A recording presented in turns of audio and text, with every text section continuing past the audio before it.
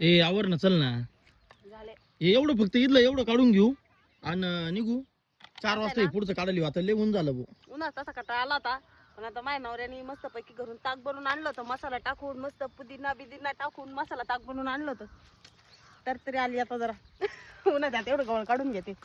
चाल मग तेवढं गवळ काढ परत ये ना. लय जीव आहे आता आहे ना माझ्या नवऱ्याचा. ते पुढचं काढायला नाही भाऊ. 4 वाजताची लय ऊन झालंय आता. एवढं घेऊन काढून आधी आता ते पाच पाणी गोळा करून घ्या.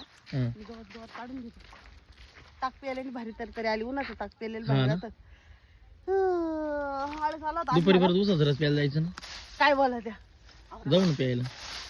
यावरून मग पटापटा मग तर मजा होईल. उन्हात आणायचं. ताक.